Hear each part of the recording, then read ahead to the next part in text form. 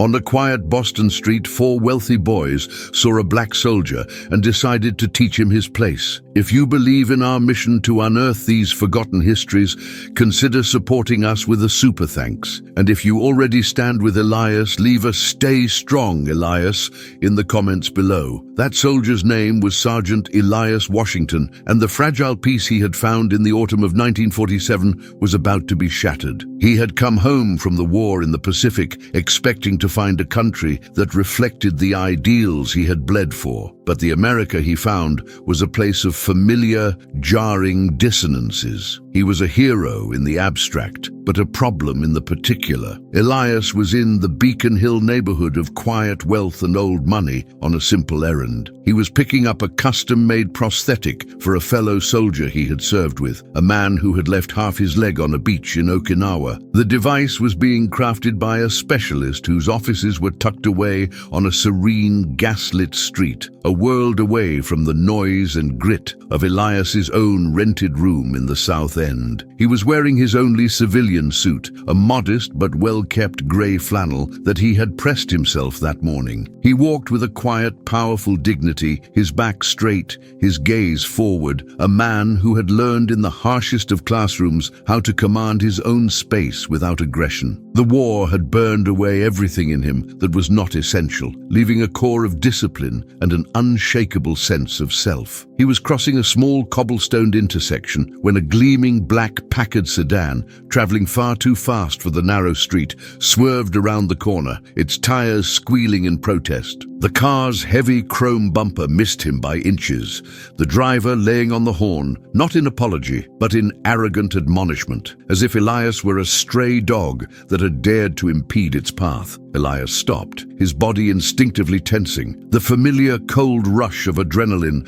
a ghost from 1,000 other near misses of a more lethal kind. The Packard screeched to a halt a few feet past him. The doors opened, and 4 young white men, all dressed in expensive collegiate sweaters and smelling of whiskey even at 3 in the afternoon, spilled out onto the sidewalk. They were laughing, their faces flushed with the casual, careless cruelty of boys who had never been told no in their lives. The driver, a tall, blonde young man with a sneer that seemed to be a permanent feature of his handsome face, strode toward Elias. "You got a problem?" he asked, his voice a lazy, entitled drawl. "You almost scratched my car with that cheap suit of yours." His friends snickered, forming a loose, intimidating semicircle around Elias. They were looking for sport, for a way to liven up a dull afternoon. Elias, a solitary, well-dressed black man in their pristine, exclusive neighborhood, was the perfect target. Elias said nothing. He simply stood his ground, his gaze calm and steady, meeting the young man's eyes. He had faced down Japanese officers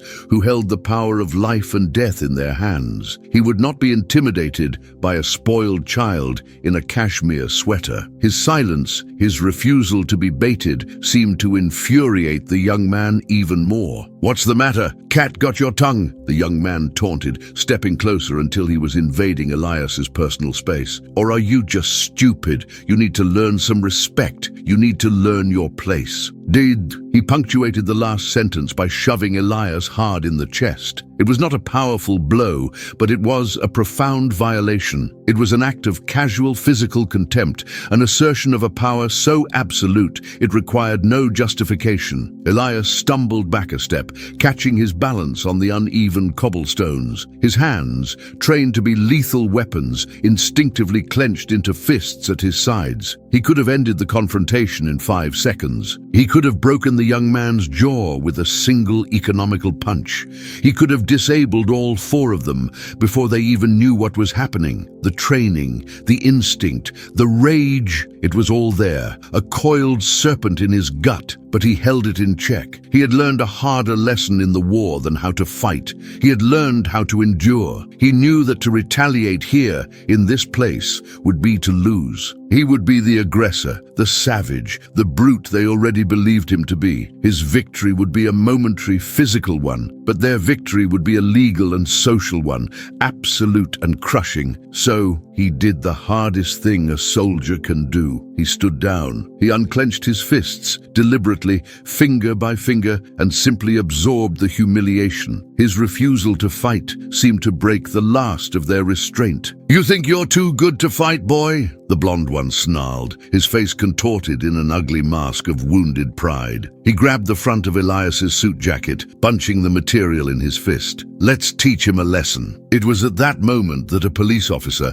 alerted by the sound of the car and the shouting, arrived on the scene. Officer O'Connell was a heavy-set, red-faced man with 20 years on the force, a man whose worldview had long since hardened into a simple, cynical calculus. He saw a group of well-dressed, clean-cut white boys from the hill, and he saw a black man. His mind, conditioned by 1,000 similar encounters, had already reached its verdict. "All right, what's all this then?" he demanded, his voice a rough, impatient bark. The blonde young man instantly released Elias and transformed into a model of aggrieved innocence. "Thank God you're here, officer," he said, his voice a smooth, practiced performance of victimhood. "This man, he just came out of nowhere. He tried to pick a fight with us, started using foul language. We were just defending ourselves." Officer O'Connell turned his cold, dismissive gaze on Elias. "That true? You've been bothering these young gentlemen?" "No, sir," Elias said, his voice perfectly calm, respectful, betraying none of the fury that was boiling inside him. "Their car almost ran me over. They got out and accosted me. This young man," he said, nodding toward the blonde one, "assaulted me." "He's lying," the young man protested, his voice a perfect imitation of outrage. "My father is Richard Davenport III of Davenport Shipping. We are not the kind of people who go around starting trouble." The name hung in the air, a magic word, a shield of power and influence. Davenport Shipping. Officer O'Connell's expression, which had been merely dismissive, now became actively hostile toward Elias. He had his story. He had the word of a Davenport against the word of a man with black skin. For him, the case was closed. "I've heard enough," O'Connell said, stepping toward Elias. "You're causing a public disturbance. You're coming with me." He reached for his handcuffs. "Officer, I have done nothing wrong," Elias said, his voice still calm but now with a hard, steely edge. He did not resist, but he did not shrink. He stood his ground. "You can tell it to the sergeant down at the station," O'Connell grunted, grabbing Elias's arm and twisting it behind his back with a practiced, painful efficiency. The cold metal of the handcuffs clicked shut around Elias's wrists. The humiliation was absolute. It was not just the arrest, it was the public nature of it. A small crowd of onlookers had gathered, their faces a mixture of curiosity and quiet, smug approval. They saw what they expected to see, the forces of order putting a black man in his place. Richard Davenport III and his friends watched, their faces alight with triumphant, sneering smiles.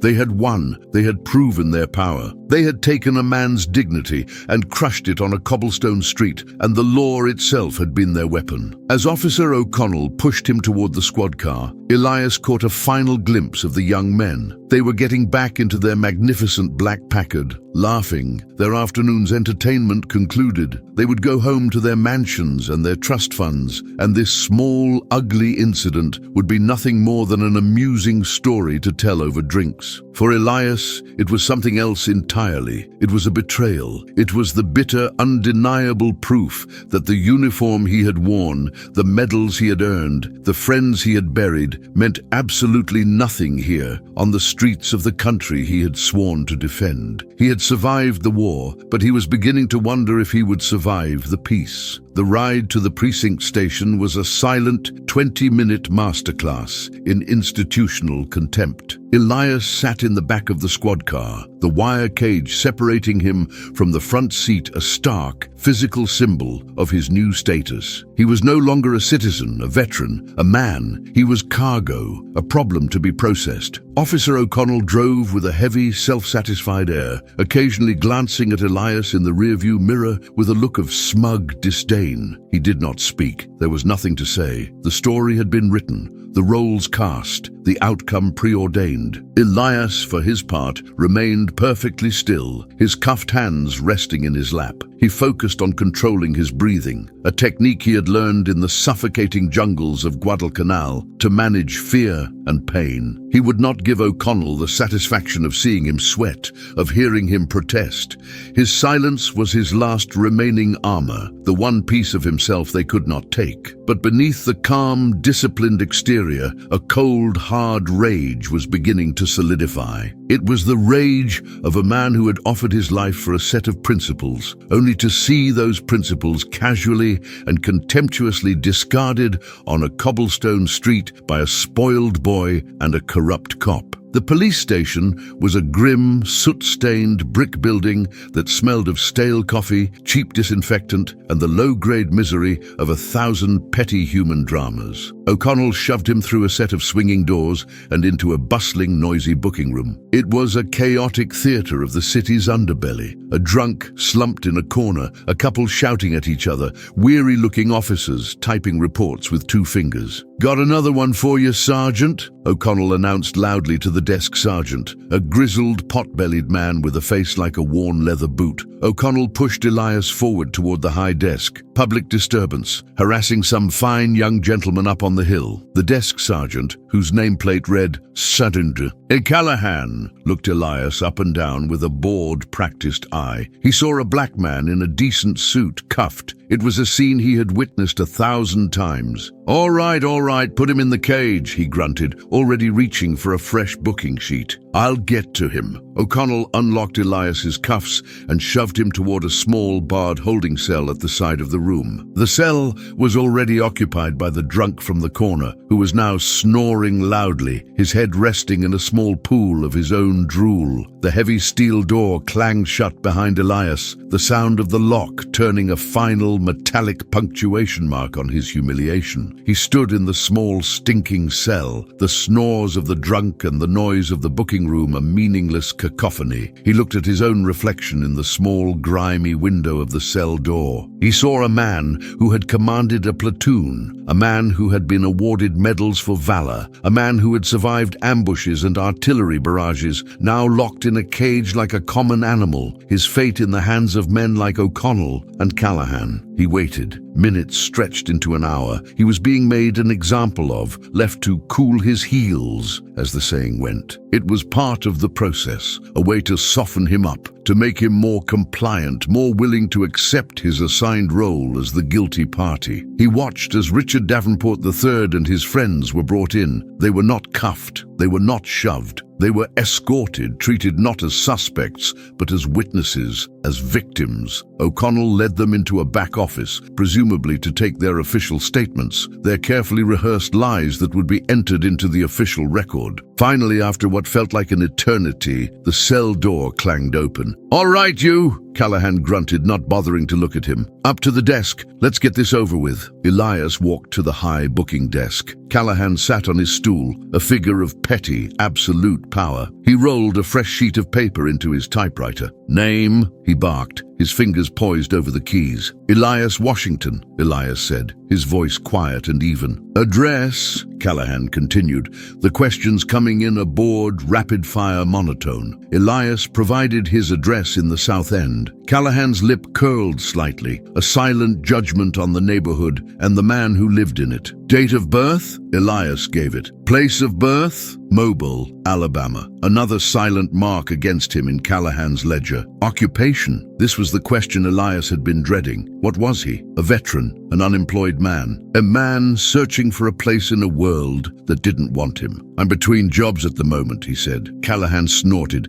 a small, ugly sound of contempt. "Right, unemployed." He typed the word with a kind of relish. "Ever been arrested before, Washington?" "No, Sergeant," Elias said. "We'll see about that," Callahan muttered. He picked up the phone and barked a request for a records check, then turned his attention back to Elias. "All right, empty your pockets, wallet, keys, everything." On the counter, Elias did as he was told. He placed his thin leather wallet, his single key, and a handful of loose change on the scarred wooden surface of the desk. Callahan picked up the wallet and began to rifle through it with a practiced, intrusive thoroughness.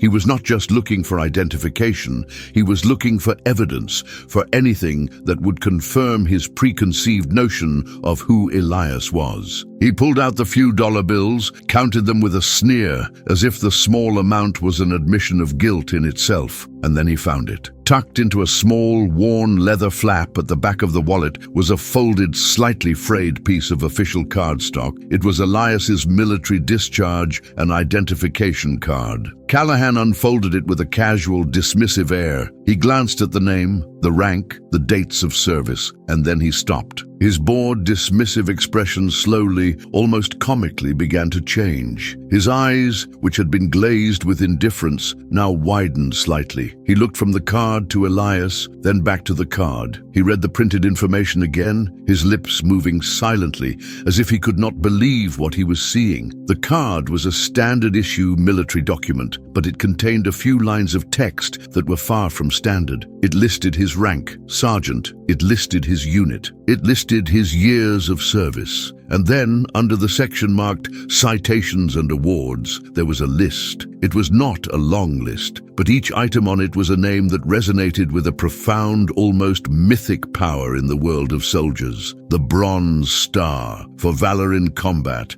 the Silver Star, for gallantry in action, and the last one, the one that made Callahan's breath catch in his throat, the Distinguished Service Cross. It was the United States Army's second highest military decoration, awarded for extraordinary heroism in combat. It was a medal so rare, so revered, that most career soldiers went their entire lives without ever seeing one, let alone meeting a man who had earned it. It was a medal that spoke of a level of courage and sacrifice that was almost beyond comprehension. It was a medal that separated a man from other men, that placed him in a pantheon of legends. Callahan slowly, almost reverently, placed the card on the desk. He looked up at Elias, and for the first time he was not looking at a colored boy, an unemployed man, a public nuisance. He was looking at a hero, a genuine, bona fide, walking, breathing American hero. The simple, prejudiced categories that had defined his world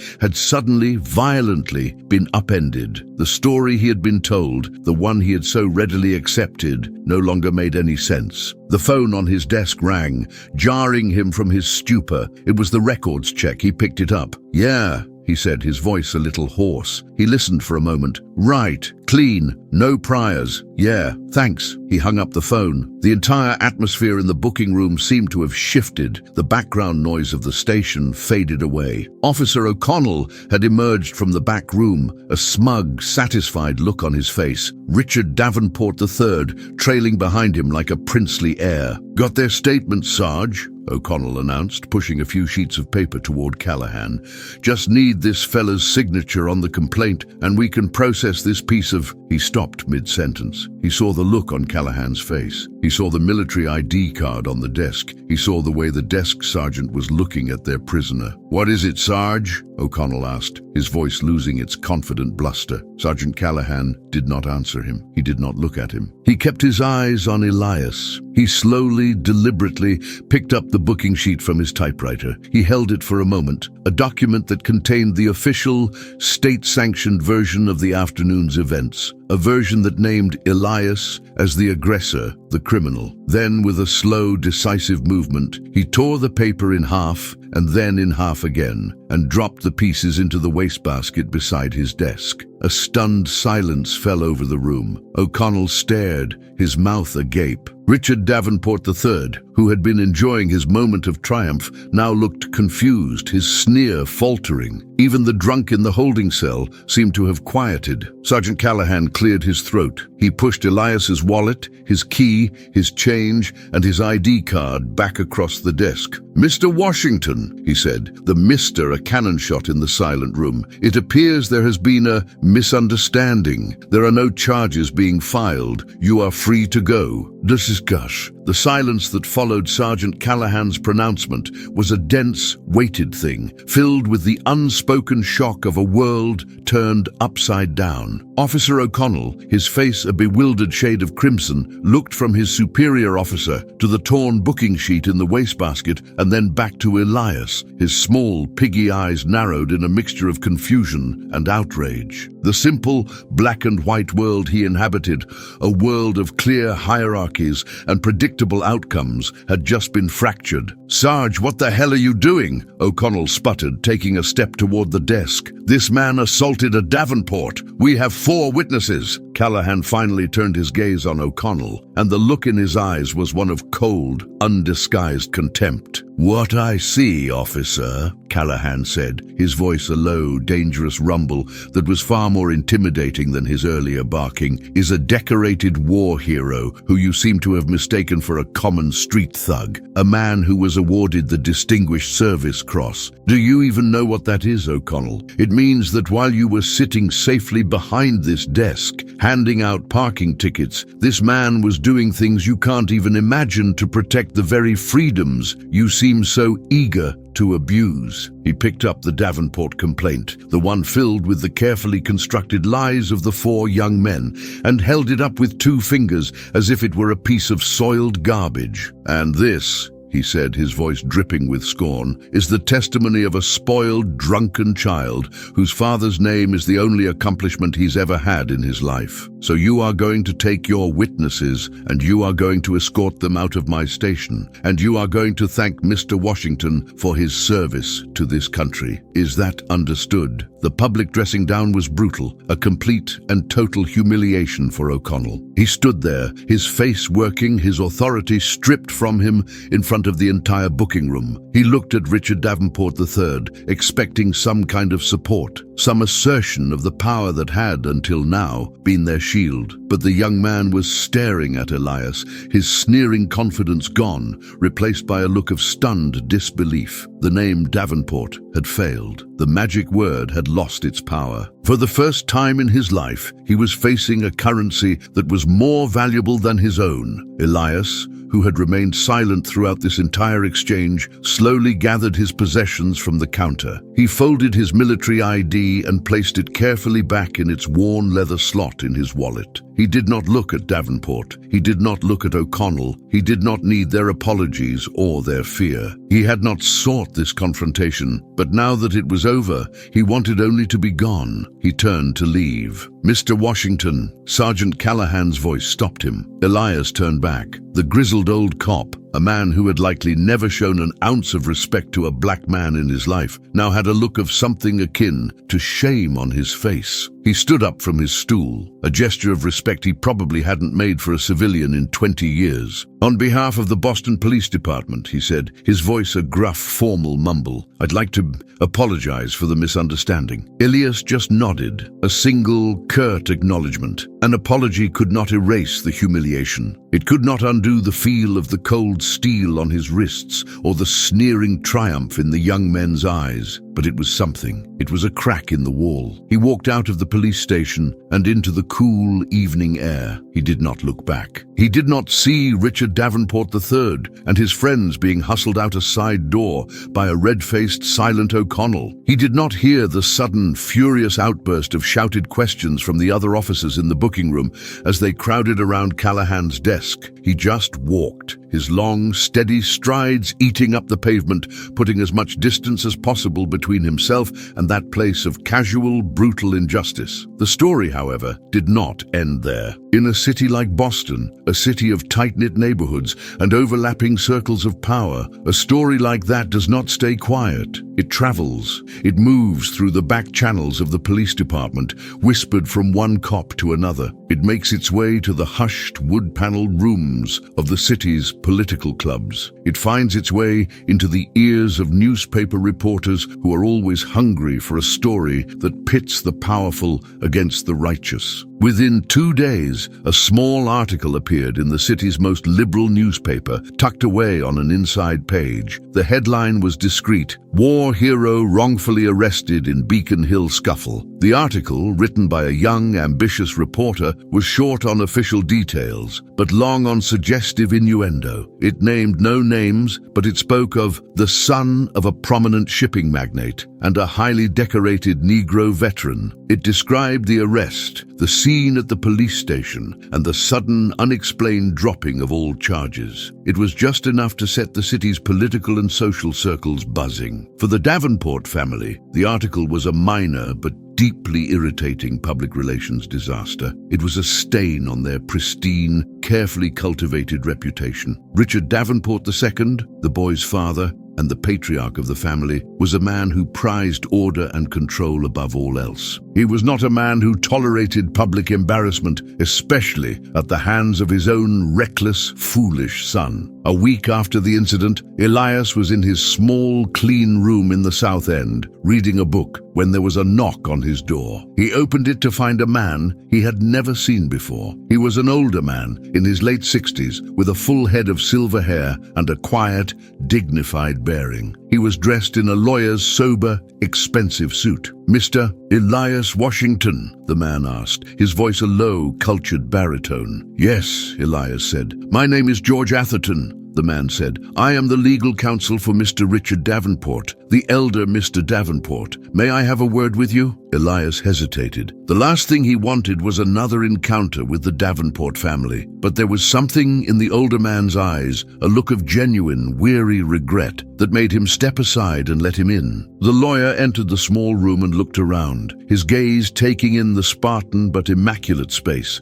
the single shelf of well-read books, the profound, monk-like simplicity of Elias's life. He seemed to approve. "Mr. Washington," Atherton began, getting straight to the point, "I am here on behalf of my client to offer you a formal and sincere apology for the utterly reprehensible behavior of his son. There is no excuse for what happened. It was an act of arrogant, drunken stupidity, and it has brought a great deal of shame upon the Davenport family." Elias listened, his expression unreadable. "My client," the lawyer continued, "is a man who believes in rectifying his family's mistakes. He has already taken steps to discipline his son. The boy has been withdrawn from the university and has been sent to work as a common deckhand on one of our less pleasant transatlantic cargo routes. It is Mr. Davenport's hope that a year of hard, honest labor will teach him a lesson in humility that he has clearly failed to learn elsewhere." The news brought a flicker of grim satisfaction to Elias. The boy was not going unpunished. "Furthermore," Atherton said, "my client is aware that the actions of his son and the subsequent misguided actions of the police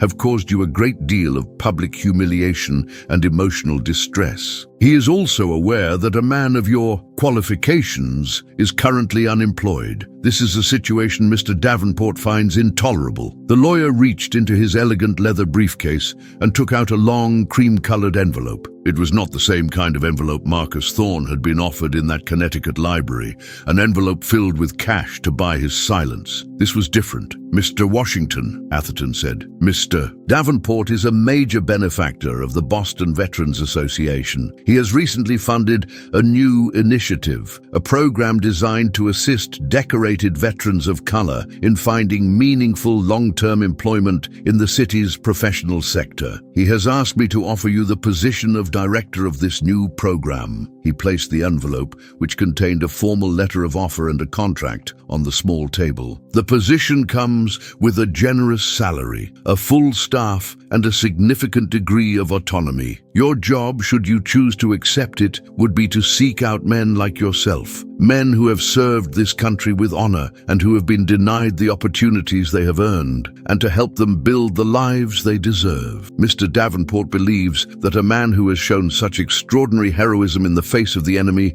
is uniquely qualified to lead this fight on a new front." Elias stared at the envelope, then at the lawyer. His mind, which had been steeled for a confrontation, a threat, or a bribe, was struggling to process this. It was an offer that was as unexpected as it was audacious. The Davenport family, the very symbol of the entitled, arrogant power that had sought to crush him, was now offering him a position of power, a platform from which to fight the very system they represented. He knew it was not an act of pure altruism, it was a calculated move. It was Richard Davenport II's way of controlling the narrative, of turning a public relations disaster into a story of philanthropic redemption. It was a way to restore the family's honor, to balance the books. But the motive, Elias realized, did not matter as much as the opportunity. They were offering him a weapon, a chance to do real, tangible good, a chance to help his brothers in arms, the men he had left behind, the men who were fighting the same lonely, silent battles he was fighting every day. He had been looking for a mission, for a new way to serve,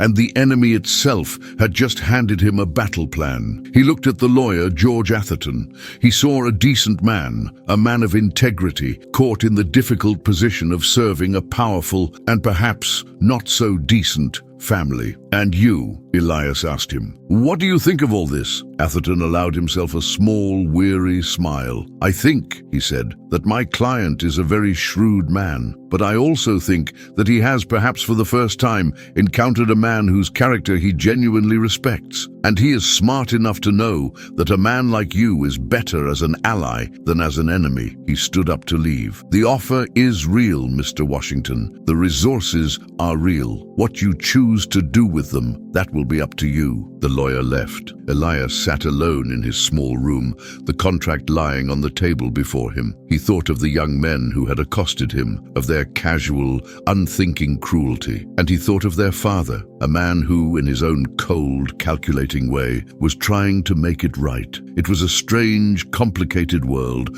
a world where justice, when it came at all, came in the most unexpected and imperfect of forms. He picked up the envelope. He had a decision to make. He had been offered a chance to lead a new kind of platoon in a new kind of war, and Sergeant Elias Washington had never been a man to back down from a fight. The antechamber of power was a quiet, wood-paneled room that smelled of lemon polish and old leather. Elias sat in a straight-backed chair, the Davenport contract resting unread on his lap, and waited. He had agreed to a meeting with Richard Davenport II, a final, necessary step before he would give his answer. He needed to look the man in the eye. He needed to understand the general before he agreed to fight the war. He had spent 2 days in a state of deep, contemplative solitude since the lawyer's visit. The offer was a crossroads, a fundamental turning point in the path of his life. One direction led back to the familiar, weary road of quiet struggle, of searching for a place in a world that did not want him. The other led into the very heart of the system he had come to despise, a world of privilege and power, a world that operated by a set of rules he did not understand and did not trust. To accept the position would be, in a way, a compromise. He would be taking the Davenport money, becoming an employee of the very family whose arrogance had been the source of his humiliation. He would be a part of their public relations strategy, a symbol of their newfound corporate conscience. The cynical part of him, the part that had been forged in the crucible of war and the slow fire of domestic prejudice, warned him that it was a trap. He would become a token, a powerless figurehead in a program designed for show, not for substance. But another part of him, the soldier, the leader of men, saw the opportunity with a clear and pragmatic eye. A war is fought with the weapons you have, not the ones you wish you had. And the Davenports were offering him a powerful weapon, resources, a platform, a mandate. He thought of the men he had served with, men of immense courage and skill, now struggling to find work as janitors or porters, their talents and their sacrifices completely ignored by the country they had served. He thought of his friend, the one whose prosthetic he was still waiting to pick up, a man whose future was a landscape of pain and limited options. He, Elias, had been given a chance to fight for them. To refuse that chance out of a sense of personal pride, to turn his back on his men because he did not like the source of the funding, felt like a dereliction of duty. It felt like a betrayal. The door to the inner office opened, and the lawyer, George Atherton, beckoned him in. Richard Davenport II's office was not the opulent museum-like space Elias had imagined. It was a functional, almost Spartan room, dominated by a massive map-covered desk that looked more like a campaign table than a piece of furniture. Ship models lined the shelves, and the walls were covered with nautical charts and framed photographs of the formidable square-rigged ships that had been the foundation of the Davenport fortune. It was the office of a working man, a man who, despite his immense wealth, was still intimately connected to the grit and reality of his business. Davenport himself was a surprise. He was not the florid, overbearing titan of industry Elias had pictured. He was a small, wiry man in his late 60s, with a hawk-like nose, piercing grey eyes, and an air of restless, coiled energy. He was dressed in a simple, well-worn tweed jacket and was smoking a pungent, unfiltered cigarette. He did not rise as Elias entered. He simply waved him to a chair opposite his desk with a curt gesture. "Mr. Washington," he said, his voice a gravelly, impatient rasp. "Atherton tells me you have not yet given your answer. He tells me you wish to speak with me directly. I do not have a great deal of time for speeches. What is it you want to know?" There was no apology in his tone, no false sentiment. It was the voice of a man who dealt in facts, in outcomes, in the blunt reality of power. Elias found, to his surprise, that he preferred it to the lawyer's polished diplomacy. "I want to know if you are serious, Mr. Davenport," Elias said, his voice calm and direct, meeting the older man's intense gaze without flinching. "I am always serious," Davenport replied, blowing a stream of smoke toward the ceiling. "It is the primary reason I am not poor. This program," Elias continued, "this Veterans Association, is it a real initiative, or is it a gesture, a way to manage a public embarrassment caused by your son? I am not interested in being a figurehead for a program that is designed to fail quietly." Davenport stared at him for a long, silent moment, the grey smoke curling around his head. He seemed to be taking Elias's measure, assessing him not as a problem or a charity case, but as a potential adversary, an equal. "A fair question," he said finally. He stubbed out his cigarette in a heavy glass ashtray. "Let me be as blunt with you as you have been with me, Mr. Washington. Yes, the initial impetus for this program was the unfortunate incident involving my son. It created a problem, and I am in the business of solving problems. But I do not believe in half measures. If I am going to put my name and my money behind something, it will be successful. I do not tolerate failure in my business or in my philanthropy." He leaned forward, his grey eyes hard as granite. "My son is a fool. He is a product of a world that has given him everything and demanded nothing of him. I have sent him away to learn the value of $1 and the weight of a day's work. Perhaps he will learn. Perhaps he will not. But his foolishness has brought a man of your caliber to my attention. I am a shipping magnate, Mr. Washington. I know how to recognize a valuable asset when I see one. You are a leader. You are a man of principle. You are, from what I've been told, utterly incorruptible. These are qualities that are in short supply in this city,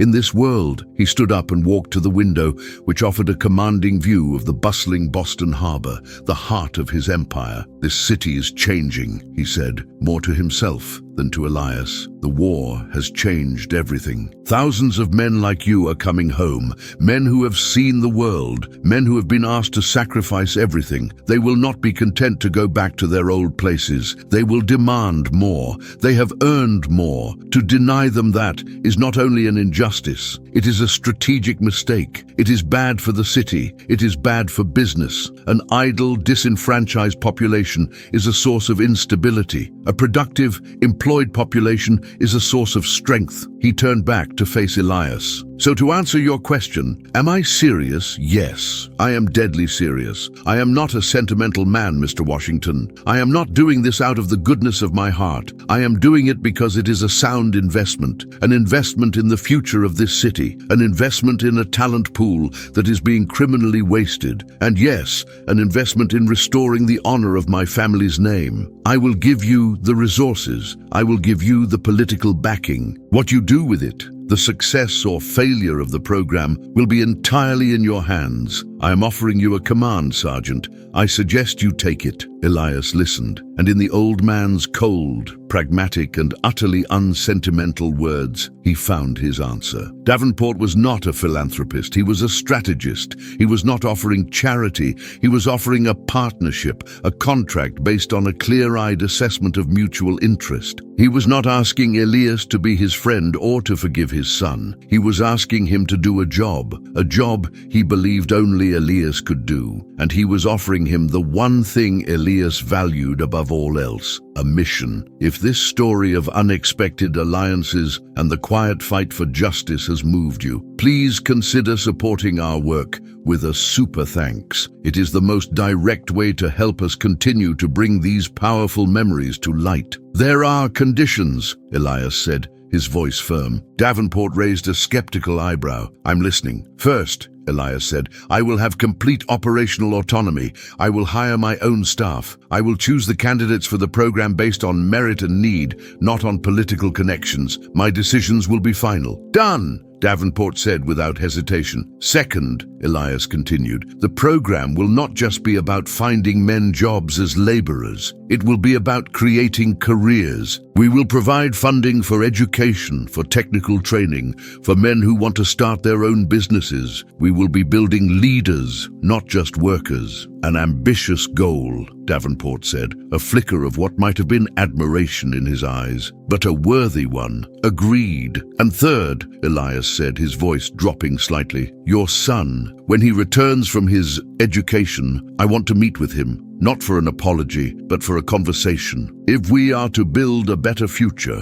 it must begin with the next generation understanding the mistakes of the past. This time, Davenport hesitated. A flicker of paternal defensiveness crossed his features, but it was quickly replaced by his usual pragmatic coldness. If he survives the experience, he said with a grim smile, and if he is willing, I will arrange it. He extended a hand across the desk. Do we have a deal, Mr. Washington? Elias stood up and took the old man's hand. The grip was firm, dry, and surprisingly strong. It was the handshake of two powerful, very different men, sealing an alliance that was built not on friendship, but on a foundation of mutual, hard-won respect. We have a deal, Mr. Davenport, Elias said. He walked out of that office not as a victim, not as a charity case, but as a commander. He had gone into the enemy's headquarters and had emerged with the keys to the arsenal. The fight ahead would be long and difficult. He would face resentment from the white establishment and suspicion from his own community, who would see him as a tool of the powerful Davenport family. He would have to navigate the treacherous currents of city politics, of institutional prejudice, of the quiet, deeply ingrained racism that was as much a part of Boston's foundation as the granite stones of Beacon Hill. But he was not afraid. He had a mission, he had resources, and he had the unshakable conviction that he was on the right side of history. He walked out into the bright autumn afternoon, his step light, his back straight. He had a stop to make before he went home. He had to go to the specialist's office. He had to pick up his friend's new leg, and then he had to get to work. He had a war to win. The Boston Veterans Alliance for a New Era, as it was officially christened, began not in a gleaming downtown office, but in a dusty two-room storefront on the edge of the South End. The choice of location was Elias's first strategic decision, a deliberate statement of intent. He would not operate from the rarefied air of Beacon Hill or the financial district. He would plant his flag on the ground, in the heart of the community he intended to serve. The rent was paid by the Davenport Fund, but the sweat and labor that transformed the space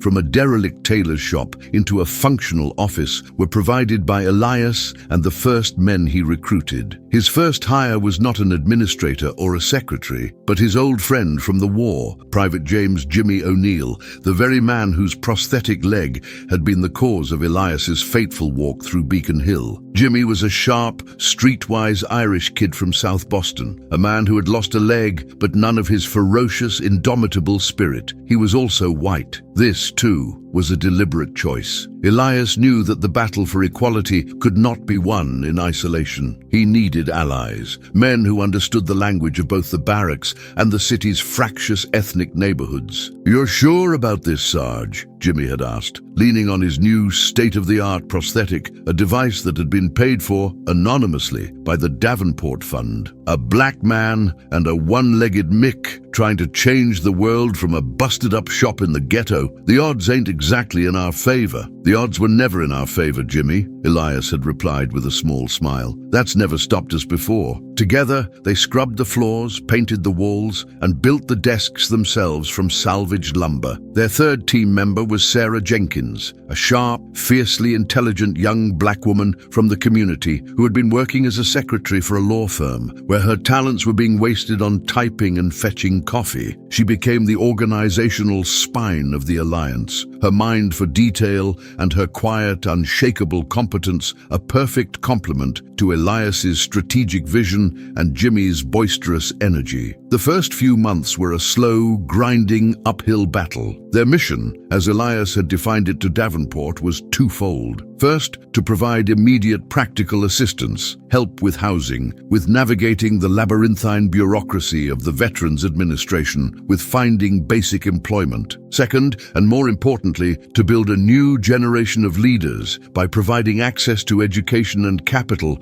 for small businesses. The first part of the mission proved to be the easier of the two. The announcement of the alliance, with the implicit backing of the Davenport name, opened doors that had previously been sealed shut. Elias, in his new role as director, found he could get a city housing official on the phone. He could schedule a meeting with a factory foreman. The Davenport name was a key, and he used it with a surgeon's precision, leveraging the power of his benefactor to cut through the red tape and quiet prejudice that had blocked so many of his men. But it was a double-edged sword. Within his own community, there was a deep and understandable suspicion. He was seen by many as a sellout, a token Davenport's man. Old friends would greet him with a new, guarded politeness. Community leaders, who had been fighting their own lonely battles for years, saw him as an interloper, a man who had been handed a position of power he hadn't earned through the long, slow struggle of community organizing. "You're drinking from a poisoned well, brother," an old preacher had warned him. "That Davenport money, it comes with strings you can't see." Elias did not argue. He did not try to defend his choices. He simply did the work. He knew that trust was not a thing that could be demanded. It had to be earned. He and Jimmy were on the streets every day, in the veterans' halls, in the tenement apartments, in the neighborhood churches. They were not recruiters, they were listeners. They listened to the stories of the men who had come home from the war to a country that had no use for their skills or their sacrifices. They listened to the stories of men who were being denied loans by the banks, denied housing by the real estate agents, denied a fair chance at a decent life by a system that was rigged against them. For every small victory, a job secured, a housing dispute resolved, a veteran's pension finally approved, there were a dozen frustrations. He faced a quiet, deeply ingrained resistance at every turn. Factory owners would praise the idea of hiring colored veterans in principle, but would always find a reason why this particular man wasn't the right fit. The banks, many of which had their own financial ties to the Davenport empire, would treat his loan applications for aspiring black businessmen with a slow, bureaucratic indifference that was a form of strangulation. It was during one of these battles that Elias realized the true nature of the fight he was in. He was trying to secure a small business loan for a man named Samuel Peters, a brilliant mechanic who had kept a fleet of army jeeps running in the jungles of Burma and who now dreamed of opening his own auto repair shop. The loan application was perfect. The business plan was sound, but the bank, a subsidiary of a larger institution on whose board Richard Davenport sat, had been stalling for 3 months. Elias, after weeks of polite, fruitless phone calls, decided to use the weapon he had been given. He called Richard Davenport's private office. "Mr. Davenport," Elias said, when the old man came on the line, "we have a problem." He laid out the situation with the bank, calmly and factually. There was a long silence on the other end of the line. "I see," Davenport said finally. "Leave it with me." 24 hours later, Samuel Peters's loan was approved. The incident was a stark, illuminating lesson. Elias had the power, but it was a borrowed power. It flowed not from his own position, but directly from the old man in the office overlooking the harbor. He was a commander, yes, but he was a field commander, executing the will of a distant general, and he knew that this power could be withdrawn as quickly as it had been granted. The incident also created a new kind of tension within the alliance. Jimmy O'Neill, whose own background in the working-class Irish community of South Boston had given him a deep instinctive distrust of the city's Brahmin elite, was uneasy. "It's a dangerous game, Sarge," he said, as they sat in the office late one night. "Calling in the big man every time we hit a wall. We're becoming dependent on him. What happens when he's gone? What happens when he decides we're no longer a good investment?" "What happens," Elias replied, his voice quiet and firm, "is that by then we will have built something that can stand on its own. We are using his power to build our own. Samuel Peters's garage will hire 3 other men from this community. They, in turn, will buy homes, will raise families. We are planting seeds, Jimmy. The old man is giving us the water, but the roots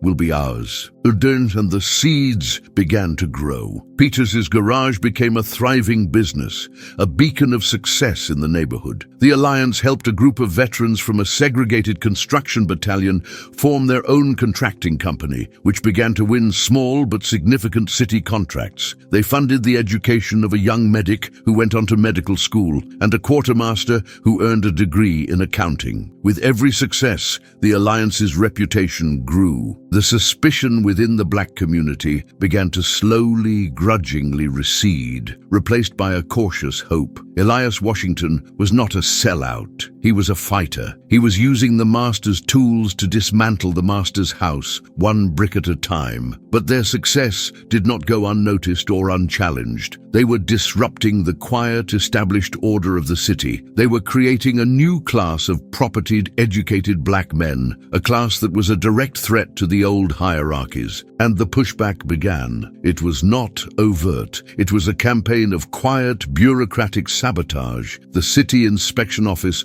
would suddenly find a dozen minor code violations at the construction company's work sites. The licensing board would lose the paperwork for the new accounting firm. A whisper campaign began in the newspapers, funded by anonymous sources, suggesting that the Davenport-funded alliance was giving preferential treatment to unqualified candidates, that it was a social experiment that was doomed to fail. Elias knew the source of the campaign. It was coming from the middle tiers of power in the city, from the men whose own small fiefdoms were threatened by the changes the alliance was bringing. Men like the bank managers who were being forced to approve loans they would rather have denied. Men like the union bosses who saw the new black-owned businesses as a threat to their own control of the labor market. Men like the city councillors whose power was built on maintaining the old, segregated status quo. He was fighting a multi-front war. He was fighting for his men, and he was now being forced to fight against a shadowy,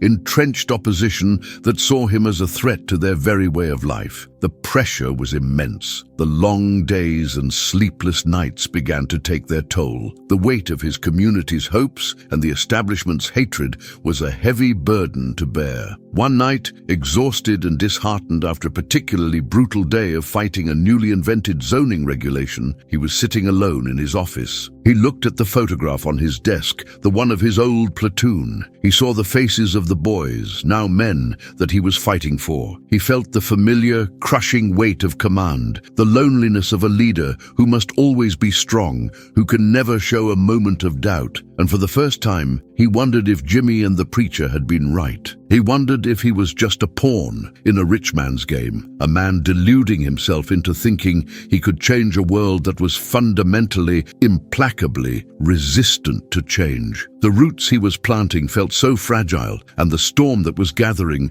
seemed so very, very strong. The campaign of 1,000 cuts continued, a relentless war of attrition designed to bleed the alliance dry. not of money, but of will. Every success was met with a new, frustrating obstacle. A new regulation would appear from the depths of the city's bureaucracy. A promised contract would be mysteriously delayed. An insurance policy for one of their new businesses would be inexplicably cancelled. It was a shadowy, faceless opposition, a conspiracy of whispers and whispers' thin legalisms, and it was maddeningly effective. Elias found himself spending less time building and more time fighting. His days were consumed by meetings with city officials who treated him with a cloying, insincere politeness, while simultaneously obstructing his every move. He spent hours on the phone with lawyers, trying to navigate a legal landscape that seemed to shift and change every week. The mission, which had begun with such a clear and noble purpose, was becoming a desperate defensive struggle. The joy of the work was being replaced by the grim, exhausting reality of the fight. The strain was beginning to show,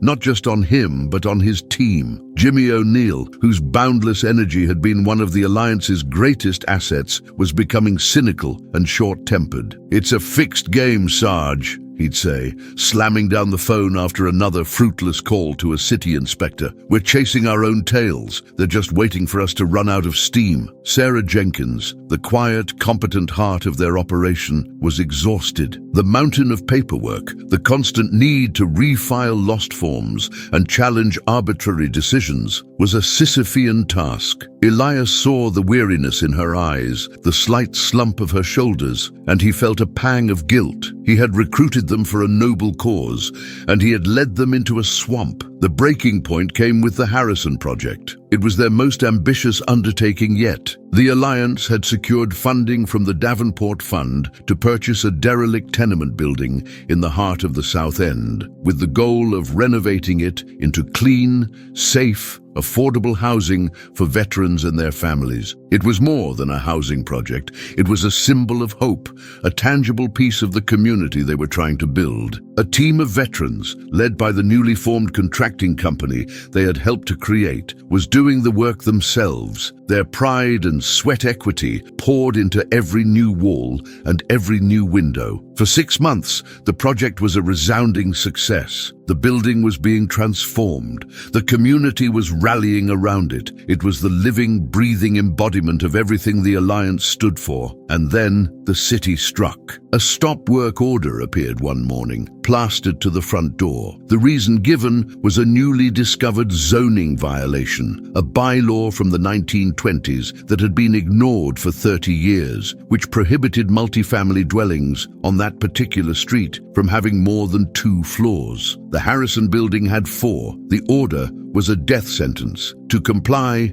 would mean tearing down half the building, a financially ruinous proposition. To fight it in court would take years and a fortune in legal fees. Elias knew it was a fabrication, a legal pretext manufactured for the sole purpose of killing their project. He went to City Hall. He met with the zoning commissioner, a slick, self-satisfied man named Peterson, who was a known crony of several of the city councillors who opposed the Alliance. Peterson was polite, evasive, and utterly immovable. "The law is the law, Mr. Washington," he'd said with a small, smug smile. "My hands are tied." Elias knew whose hands were really pulling the strings. This was not the work of a single prejudiced commissioner. This was a coordinated attack, a strategic move by the entrenched powers who saw the Harrison Project not as a source of community pride, but as an invasion, a beachhead of black progress in a part of the city they were determined to keep contained. He called Richard Davenport, but this time the old man's power seemed to have found its limit. "Peterson is a snake," Davenport had growled over the phone, "and he's protected by men on the city council I do not control. They are using the letter of the law to subvert its spirit. It is a cowardly but effective tactic. My lawyers will fight it, but you are correct. It will take years." It was a devastating blow. The news spread through the community like a shockwave. The men who had been working on the building, who had poured their hopes and their futures into its walls, were demoralized. The project, which had been a symbol of their progress, now became a monument to their defeat, a boarded-up testament to the implacable power of the system they were up against. Elias felt the weight of this failure personally. He had made a promise to these men,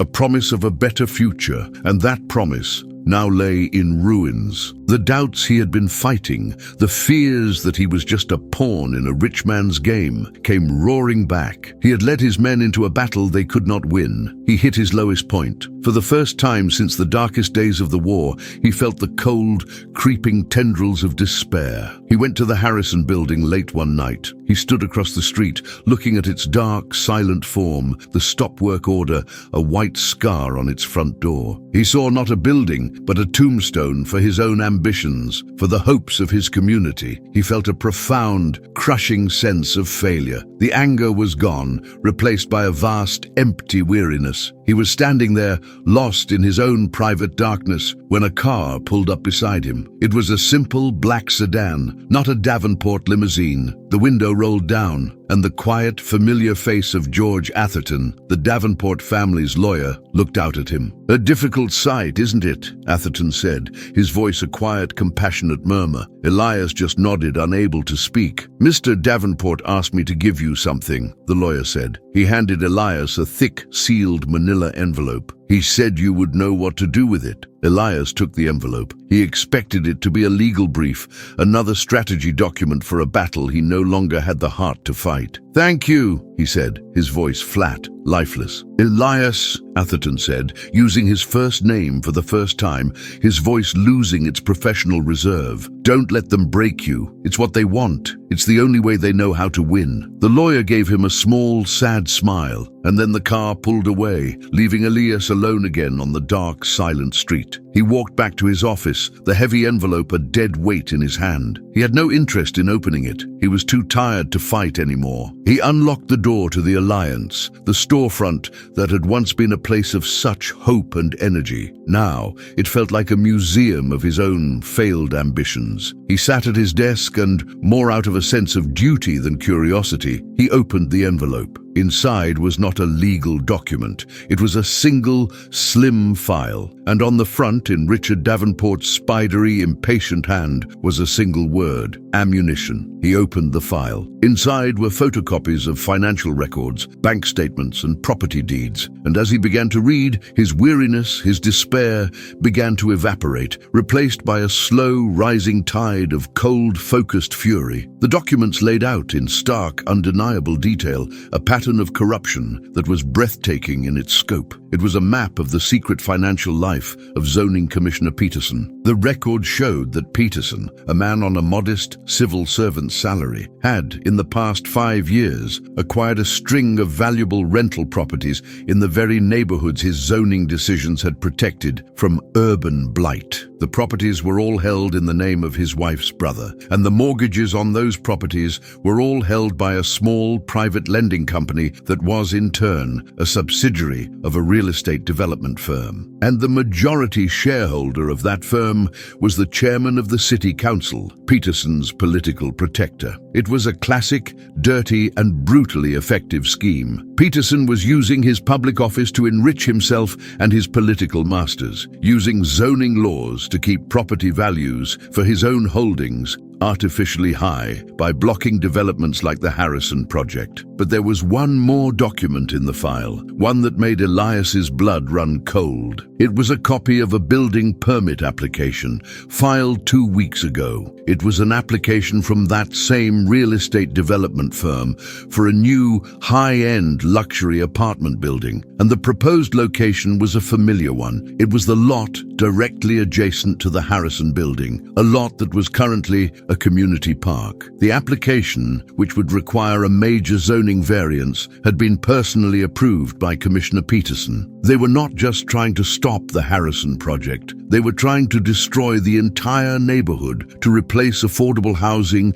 and green space with luxury apartments for the wealthy. They were using the law to commit a crime in plain sight. Richard Davenport had given him the ammunition. He had provided the proof of the corruption that was strangling his community. But Elias knew that the old man had done so for his own reasons. A man like Davenport would have no love for a petty, corrupt official like Peterson. He would see him as an obstacle to his own grander plans for the city. This was not a gift of justice. It was a strategic move in a larger game, but the motive no longer mattered. Elias had the truth, and the truth was a weapon. He now faced a choice. He could use this information quietly, behind the scenes. He could leak it to Davenport's lawyers, let them use it as leverage to get the stop work order lifted. It would be the safe, pragmatic, political thing to do. It would save the Harrison project, or he could do something else. He could do something dangerous. He could take the truth and drag it out into the light. He could give the file not to the lawyers, but to the press. He could expose the entire rotten, corrupt system for what it was. It would not just save the Harrison project, it would be a declaration of war. It would ignite a firestorm that could consume not just Peterson and his cronies, but could very well singe the hands of his own powerful and morally ambiguous benefactor. It was a choice between a small, tactical victory and a larger,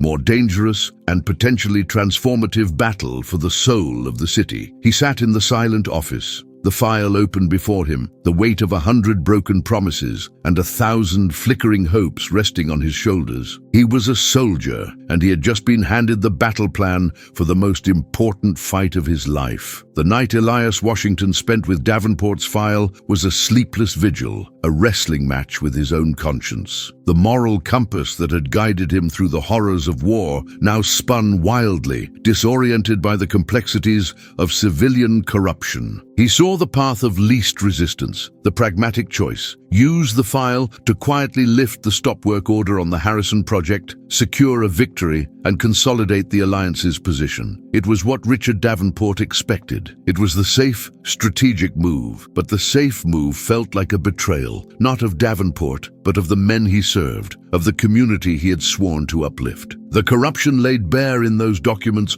was not just about a zoning variance, it was about a systemic rot, a calculated exploitation of the poor and marginalized by men who hid behind legalistic jargon and political influence. To keep that truth hidden, to use it only for their own discreet advantage, would be to become complicit in the very system he was fighting. It would be to trade one form of injustice for another, a smaller humiliation for a quieter one. He thought of the look on Commissioner Peterson's face, the smug, dismissive smile. He thought of the desperate hope in the eyes of the veterans who had poured their sweat into the Harrison building. He thought of the old preacher who had warned him about poisoned wells. He thought of Jimmy, who mistrusted power instinctively, and Sarah, who fought for justice with every fiber of her being. He thought of himself, a man who had been humiliated on a cobblestone street, his dignity crushed by the casual arrogance of power. The truth, raw and ugly as it was, deserved to be seen. It deserved to be heard. It deserved to be dragged out into the harsh light of day, even if that light burned everyone, including himself. At dawn, his decision was made. It was not the easy path. It was not the safe path, but it was the right path. He gathered the documents, placed them back in the envelope, and locked it in his desk. He then called Sarah Jenkins and Jimmy O'Neill,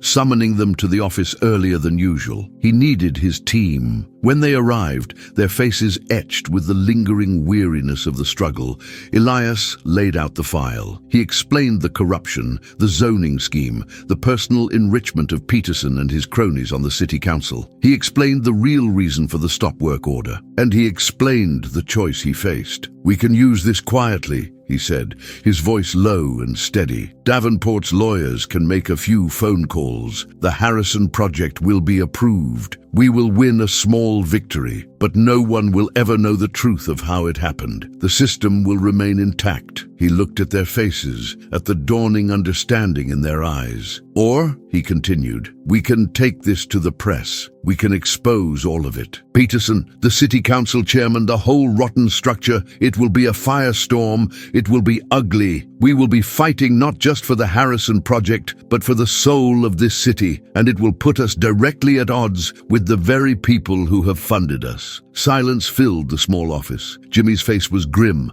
a flicker of his old, cynical distrust returning. "Davenport ain't gonna like that, Sarge," he said, his voice rough. "He gave us the ammo, but he didn't give us permission to blow up his own backroom. He'll cut us off. He'll throw us to the wolves." "He might," Elias conceded, But if we don't do this, if we let this corruption stand, then what are we really fighting for? Are we just here to tidy up the edges of an unjust system, or are we here to truly change it? Sarah, who had been listening intently, finally spoke. Her voice was quiet, but it held a steel that was rarely heard. My parents worked their entire lives, Elias, watching men like Peterson steal their futures, one zoning decision at a time. They taught me that the truth, no matter how dangerous, is the only weapon that truly matters. If we have the truth, we use it, no matter the cost. Jimmy looked at her, then at Elias. He saw the fierce conviction in their eyes. The cynicism in his own heart, which had been growing for months, slowly began to recede, replaced by a familiar spark of defiance. "All right, Sarge," he said, a grim smile touching his lips. "You always did pick the hardest fights. Who are we talking to? The Herald? The Globe?" Elias smiled. "Both, and anyone else who will listen." The next 24 hours were a blur of intense, focused activity. Sarah, with her meticulous organizational skills, prepared multiple copies of the file, cross-referencing every document, anticipating every question. Jimmy, using his street contacts, discreetly reached out to a few trusted reporters, laying the groundwork for the bombshell that was about to drop. Elias, meanwhile, drafted a carefully worded press release, framing the issue not as a racial grievance, but as a systemic attack on the democratic process, a corruption of public trust that affected all citizens. He knew that his decision would have profound and immediate consequences for the Alliance, for his team, and for himself. He was burning his bridges, severing his ties to the very source of his power. He was walking out of Davenport's shadow and into the glaring, unforgiving spotlight. But he felt a sense of liberation, a clear-headed calm that had been absent for months. He was acting on his own terms, on his own principles. He was finally fighting his own war, not someone else's. The explosion, when it came, was deafening. The headline screamed, "City Hall corruption exposed, zoning commissioner linked to land scandal, Davenport fund-backed veterans project targeted by city officials." The story was a sensation, a perfect storm of political intrigue, racial injustice, and blatant corruption. The newspapers, fueled by Elias's meticulously documented file, ripped into Commissioner Peterson and his city council cronies with a relish that bordered on gleeful. The reaction from Richard Davenport was swift and brutal. His fury, Marcus knew, would be cold and absolute. A team of Davenport's top lawyers descended on the Alliance office like a flock of predatory birds. They were there not to help, but to distance Davenport from the unfolding scandal. They delivered a formal statement, severing all financial ties with the Alliance, citing unauthorized use of privileged information and reckless disregard for the political stability of the city. The funding was cut off. The Alliance was, overnight, left without a penny. "I told you, Sarge," Jimmy said, his face grim as the lawyers packed up their files and left. "He cut us off. We're dead in the water." "No," Elias said, his voice quiet but firm. "We're free, we're independent, and the fight has just begun." The financial lifeline was gone, but the public outcry was deafening. The citizens of Boston, white and black, were outraged by the blatant corruption. Community leaders, emboldened by the scandal, rallied around Elias and the Alliance. Protests erupted outside City Hall. The newspapers, now deeply invested in the story, continued to dig, unearthing more layers of corruption, more instances of abuse of power. Commissioner Peterson was forced to resign in disgrace. The city council chairman, facing a grand jury investigation, was indicted on a raft of corruption charges. The ripple effect spread throughout the city's political and real estate establishments, shaking the foundations of an entrenched system that had operated with impunity for decades. The Harrison Project, which had been a symbol of their defeat, now became a symbol of their victory. Under intense public pressure, the stop work order was not only lifted, but the city, in an act of damage control, allocated emergency funds to complete the renovation. The veterans, whose hopes had been shattered, returned to work with a renewed, fierce determination. But the Alliance itself was in a precarious position. The Davenport money was gone. They were heroes in the public eye, but they were also broke. Elias knew that the moral victory, no matter how profound, did not pay the rent or feed their staff. He had won the battle, but he had lost his funding. The fight, he realized, was never truly over. It simply shifted battlefields. One evening, as he sat in his now empty office, the last of the Davenport-funded furniture having been repossessed, he heard a knock on the door. It was Jimmy O'Neill, his face etched with a familiar mixture of frustration and a stubborn, loyal hope. "Sarge," Jimmy said, "I just heard from a buddy of mine at the docks. Old man O'Malley, he's out of jail, and he's got a message for you. He says he heard what you did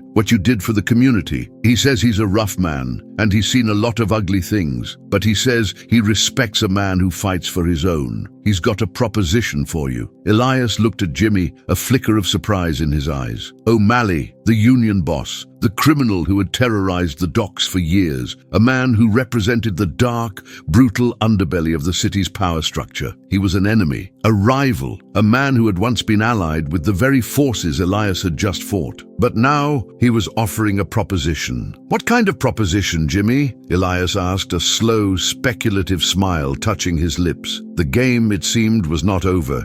It was simply taking a new, even stranger turn. He had burned his bridges, but new, unexpected paths were already beginning to emerge from the ashes. The proposition from a man like Old Man O'Malley was not a thing to be taken lightly. He was a relic from a different era of Boston, a hard-nosed Irish union boss who had clawed his way to power through a combination of street smarts, brutal intimidation, and a fierce, almost tribal loyalty to his own people. He was a dinosaur in the rapidly changing post-war city, a man whose power was being slowly eroded by the more sophisticated corporate corruption of men like the city council chairman. Elias knew that an alliance with O'Malley would be a deal with the devil, a pact with a man whose methods were as far from his own as the East is from the West. He met him in a neutral territory, a dimly lit, wood-paneled pub in South Boston that smelled of stale beer and a century of whispered secrets. O'Malley was a mountain of a man, with a face like a weathered granite cliff and hands the size of small hams. He sat in a corner booth, a glass of whiskey untouched before him, and watched Elias approach with small, shrewd, surprisingly intelligent eyes. "Washington," he said, his voice a low, gravelly rumble. He did not offer to shake hands. "Have a seat." Elias sat, the worn leather of the booth cool against his back. He did not order a drink. This was a business meeting. "I heard what you did," O'Malley began, getting straight to the point. "You took on the suits at City Hall and you cut their legs out from under them. I don't like them any more than you do. They're a different breed of snake. They smile while they're poisoning your well." He took a slow sip of his whiskey. "You're a fighter. I respect that. You fight for your people. I do the same." Elias listened, his expression unreadable. He knew this was not a social call. O'Malley wanted something. "You've got a problem," O'Malley continued. "You've won the battle, but you've lost your supply line. Your rich friend on the hill has cut you off. An army can't fight without bread. Your little organization of heroes, it's going to wither and die." He leaned forward, his massive frame seeming to suck the air out of the small booth. "I have a proposition. I have connections. I have resources. Not as clean as your Mr. Davenport's, maybe, but they get the job done. The unions have pension funds. We have political action committees. I can keep your alliance afloat. I can provide the funding you need to keep fighting." The offer hung in the air between them, a lifeline and a noose all at once. O'Malley was offering him a way out, a way to continue his mission, but the price, Elias knew, would be steep. "And what do you want in return, Mr. O'Malley?" Elias asked, his voice quiet and even. "I want an alliance," O'Malley said. "My people, the Irish, the Italians, the Poles, we're being pushed out. The old neighborhoods are being torn down for their highways and their luxury apartments. My men are being replaced by machines. The city is being taken over by the men in suits, the Petersons and their kind. We're fighting the same enemy, Washington. We're just fighting on different fronts." He looked at Elias, his gaze direct and penetrating. "You have the respect of your community. You have the ear of the press. You're a hero. I have the muscle. I have the votes in the working class wards. Together, we could be a force they would have to reckon with. We could build a coalition of the forgotten, the people this city has tried to leave behind. We could change the balance of power. It was an audacious, almost unthinkable proposal. A coalition between the city's long-warring black and white working-class communities, a united front against the entrenched power of the Brahmin elite and the corrupt political machine. It was a dream that had been whispered about for generations, a dream that had always shattered on the rocks of racial prejudice and tribal loyalties. O'Malley himself, Elias knew, had been a key figure in maintaining that division, using racial tensions to keep his own power base secure. "You've spent your whole career fighting men who look like me, O'Malley," Elias said, his voice cold. "You've used race to keep the Union segregated, to keep your men in power. Why the sudden change of heart?" O'Malley had the grace to look momentarily uncomfortable.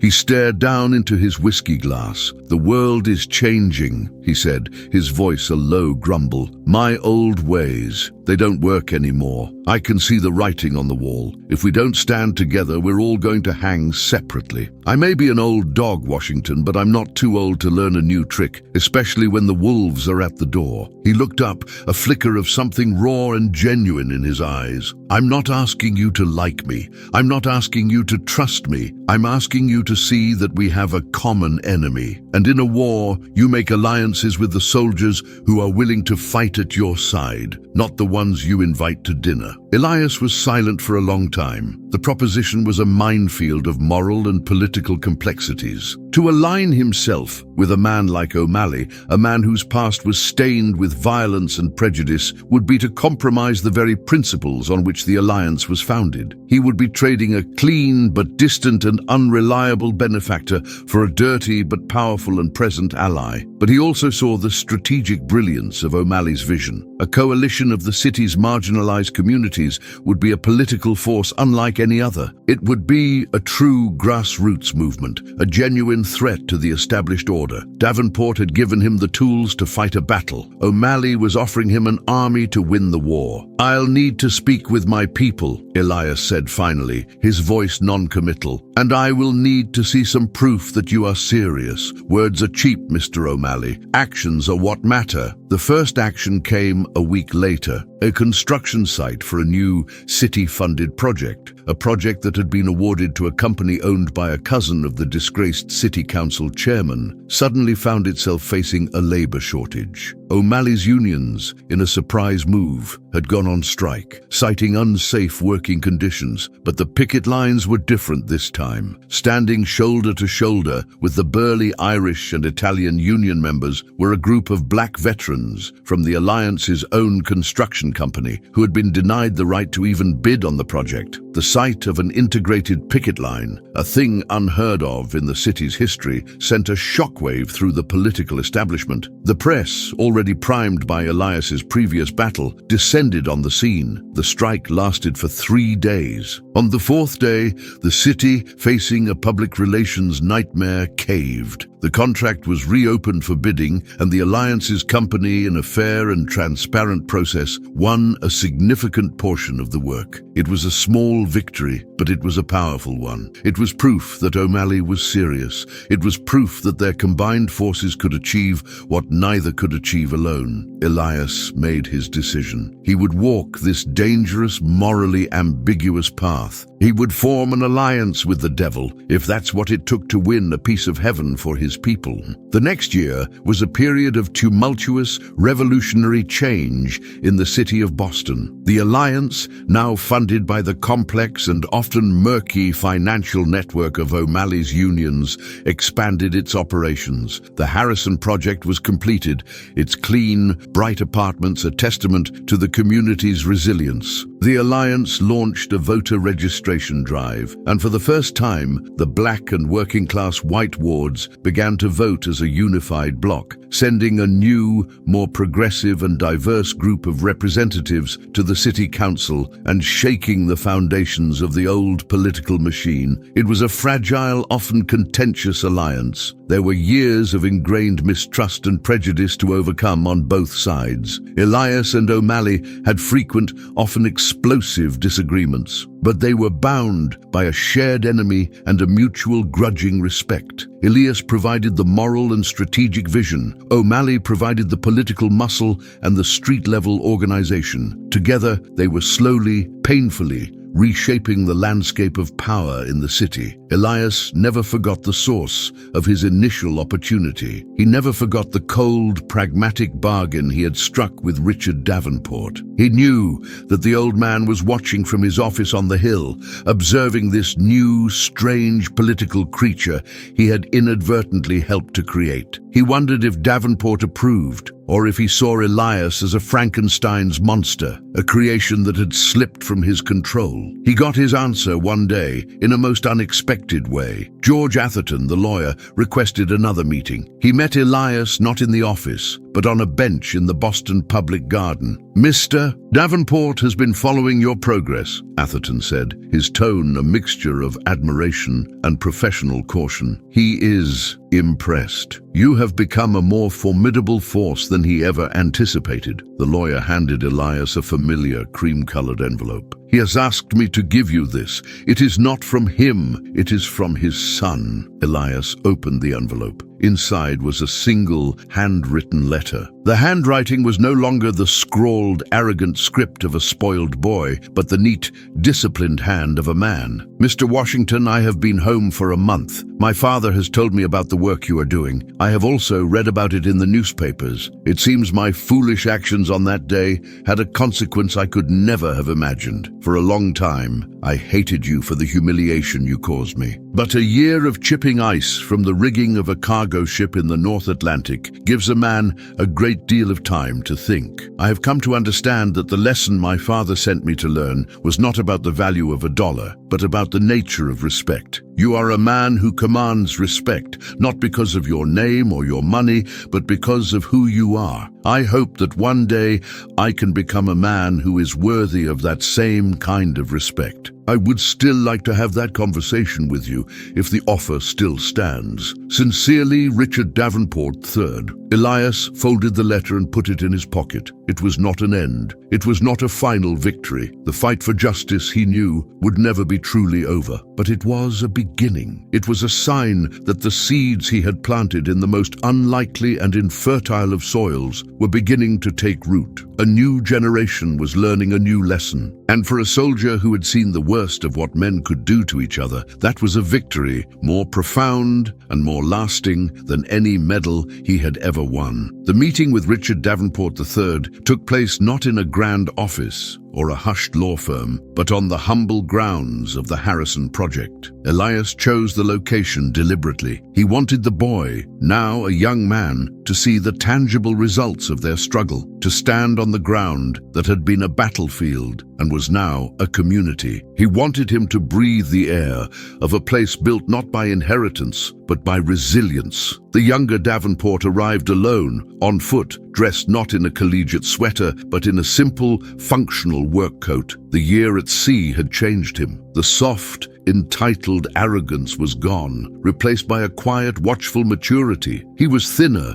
his hands were calloused, and his eyes held a new, sober depth. He looked less like his father's son, and more like a man in the slow, arduous process of becoming himself. He stood before Elias in the shadow of the newly renovated building, and for a moment the silence was thick with the memory of their last encounter on that cobblestone street. "Mr. Washington," he began, his voice quiet, devoid of its former swagger, "thank you for agreeing to see me." Elias corrected him gently. "My name is Elias." The young man nodded, a flicker of gratitude in his eyes. "Elias," he repeated, "I wanted to apologize for my actions that day. There is no excuse for them. I was a foolish, arrogant boy who thought the world belonged to him. I was wrong, and I am sorry for the humiliation I caused you." The apology was direct, sincere, and unadorned. It was the apology of a man who had been humbled not just by his father's punishment, but by the harsh,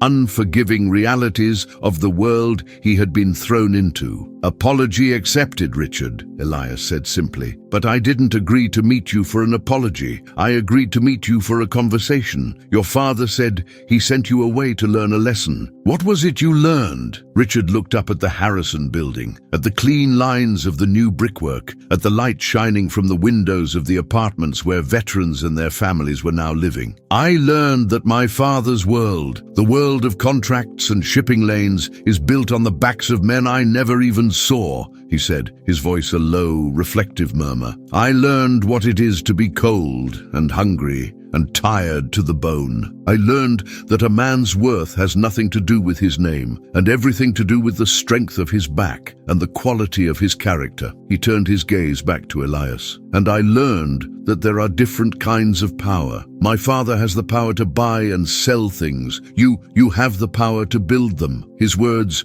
were a revelation, a sign of a transformation so profound that Elias was momentarily stunned. The boy had not just been punished, he had been educated. He had been given the one thing his wealth could never have bought him, a perspective. "What are you going to do now?" Elias asked. "My father wants me to join the company," Richard said. "To start at the bottom, of course, but to learn the business. His business." He hesitated. "But I find that I am less interested in the shipping of cargo than I am in the building of things." He looked again at the housing project. This matters. This is real. The movement of numbers on a ledger. It feels like a ghost's work in comparison." An idea, audacious and unexpected, began to form in Elias's mind. He saw a path, a way to build a bridge between the two worlds that had been at war for so long. "The Alliance is starting a new initiative," he said, the plan taking shape as he spoke. "We're launching a home ownership program for veterans, helping them secure loans and build their own homes. But we lack someone with a deep understanding of finance, of how to navigate the world of banks and loans, of how to make the numbers work. We need a man who can speak the language of power, but who has the heart